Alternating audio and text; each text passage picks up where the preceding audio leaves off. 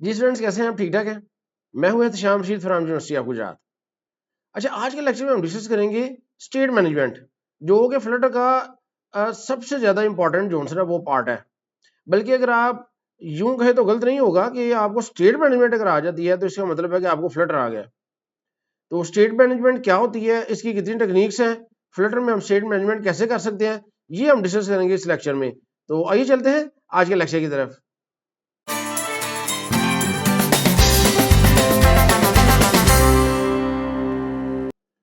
अच्छा जी, सबसे पहले देखते हैं कि स्टेट क्या है। स्टेट क्या है? State is any data.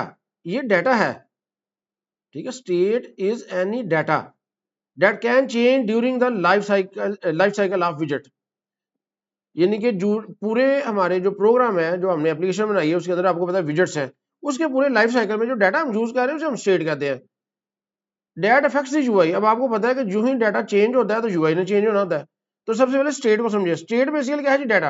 हम डाटा की बात कर रहे हैं जो हमारे हमारे विजिट्स में यूज हो रहा है, ये जो हमारी स्क्रीन में यूज हो रहा है, जो हमारी एप्लीकेशन में यूज हो रहा है, उसे हम स्टेट कहते हैं। अब फ्लटर क्या है जी? Flutter is a declarative framework है। अब डिक्लेरेटिव फ्रेमवर्क में क्या होता है? इसमें यूआई अपडेट नहीं होता डिक्लेरेटिव फ्रेमवर्क में। यानी कि इसका क्या मतलब है कि जो यूजर इंटरफेस है वो डायरेक्टली अपडेट नहीं होता। हम क्या करते हैं? हम जो स्टेट यानी कि डाटा को अपडेट करते हैं और फ्लटर ऑटोमेटिकली रीबिल्ड करेगा यूजर इंटरफेस को, और जो चेंजेस है ना वो रिफ्लेक्ट होंगी। तो ये आपने ध्यान में रखना है कि ये डिक्लेरेटिव फ्रेमवर्क है।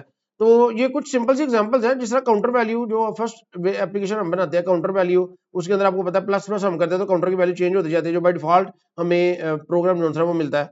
इसी तरह ड्रॉप डाउन की जो आइटम्स है, स्विच को आपने ऑन ऑफ करना है, ठीक है। यूजर ने इनपुट को दे रहा है टेक्स्ट फील्ड में, तो जो भी आप इनपुट कर रहे हैं तो वो स्टेट जो उनसे ना अपडेट हो रही है, यानी कि डाटा अपडेट हो रहा है। जब डाटा अपडेट होता है तो फिल्टर जो है ना पूरे यूजर इंटरफेस को अपडेट करता है। तो स्टेट सबसे पहले हमें समझ आ गई। उसके बाद क्या है जी? स्टेट मैनेजमेंट क्या है? State management is the way we handle update and share changing in the application. तो एप्लीकेशन में जो अपडेट्स हो रही हैं, कैसे हम उसको हैंडल करते हैं, कैसे उसको अपडेट करते हैं, तो ये सारे प्रोसेस को हम कहते हैं स्टेट मैनेजमेंट। तो सिंपल वर्ड्स में आप क्या याद रख सकते हैं? How our application remembers and update data, it is called state management, simple अल्फाज में।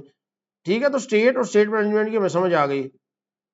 इसके बाद हम देखते हैं कि स्टेट्स की टाइप क्या है। अच्छा, दो मेन टाइप है स्टेट की। एक लोकल स्टेट है जिसे एफिमरल स्टेट भी कहते हैं, और एक ग्लोबल स्टेट है जिसे ऐप स्टेट भी कहते हैं।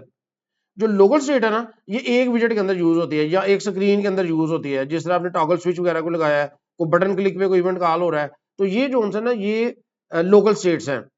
और ग्लोबल स्टेट्स क्या होता है कि अगर आपके पास एक से ज्यादा स्क्रीन है और आप चाहते हैं कि जी एक स्क्रीन पे कोई वैल्यू अपडेट करें और बाकी स्क्रीन पे भी वो नजर आए, इसे कहते हैं जी ग्लोबल स्टेट।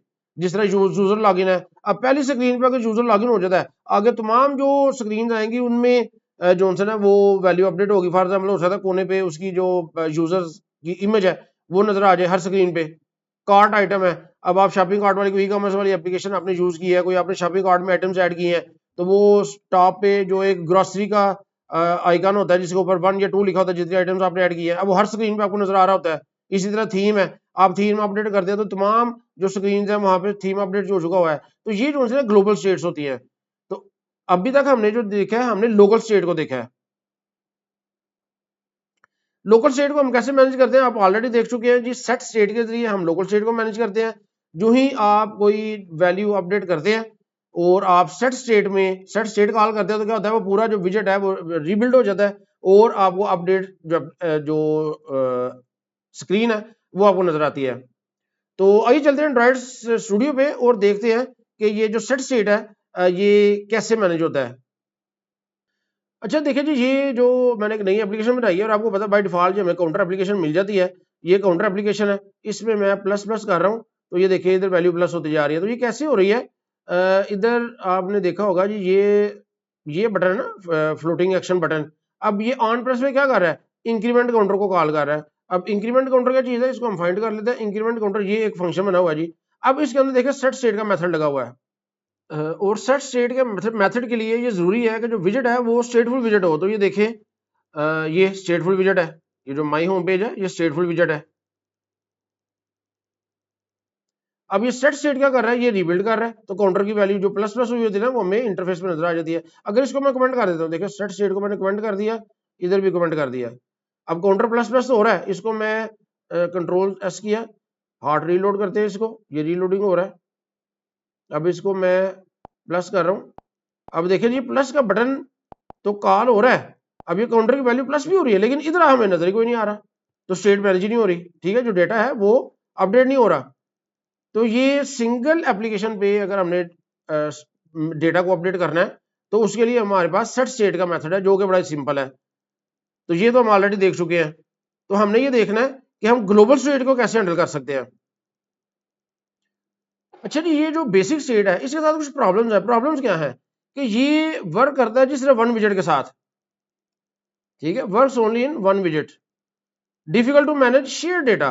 अब शेयर डेटा जैसा मैंने आपको बताया, एक से ज्यादा स्क्रीन के दरमियान आपने डेटा शेयर किया हुआ है तो उसको मैनेज करना बड़ा मुश्किल है सेट स्टेट के जरिए।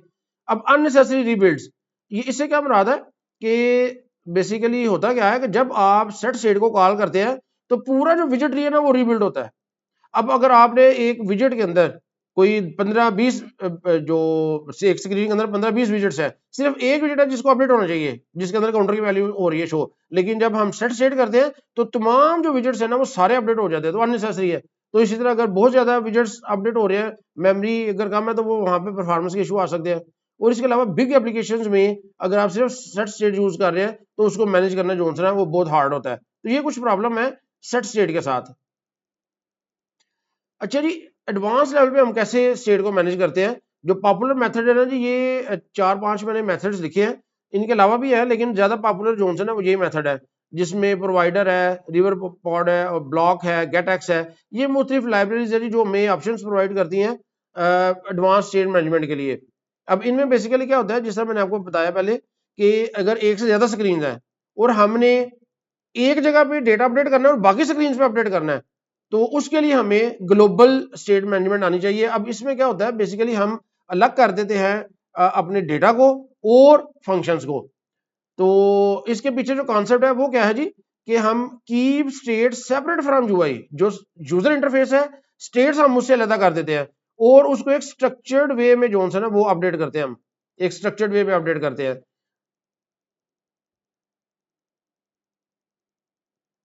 इसकी आप जो एग्जांपल है वो इस तरह समझे, क्लासरूम की एग्जांपल है। अब क्लासरूम में क्या है, जो टीचर है वो स्टेट मैनेजर है, जो स्टूडेंट्स हैं वो यूजर इंटरफेस है और जो हमारा बोर्ड है वो हमारा डेटा है। अब अगर टीचर बोर्ड के ऊपर कुछ अपडेट करता है तो तमाम स्टूडेंट्स बोर्ड पे देख रहे हैं, जो ही उधर कोई चीज अपडेट होती है वो अपनी जो नोटबुक्स है उसमें वैल्यू अपडेट कर देते हैं।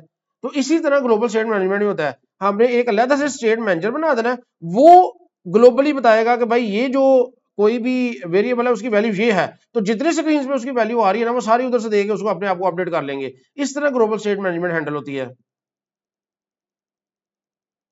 अब किस मौके पे हमने कौन सी जो टेक्निक है वो यूज करनी है, तो याद रखिएगा कि स्मॉल एप्लीकेशंस है या सिंगल एक दो स्क्रीन है हमारे पास, छोटा सिंपल सा यूजर इंटरफेस है, तो फिर हमने सेट स्टेट यूज करनी है।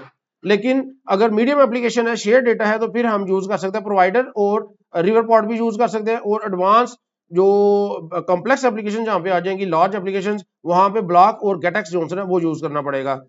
तो इस कोर्स में हम डिस्कस करेंगे प्रोवाइडर को। अगर प्रोवाइडर का आपको आप उस प्रोवाइडर की समझ आ जाएगी तो बाकी आप खुद हैंडल कर लेंगे। तो इस कोर्स में बेसिक जो सेट स्टेट है वो हम ऑलरेडी देख चुके हैं। तो नेक्स्ट लेक्चर में इंशाल्लाह मैं आपको बताऊंगा कि प्रोवाइडर के जरिए जो ग्लोबल स्टेट है वो हम कैसे मैनेज कर सकते हैं। शुक्रिया।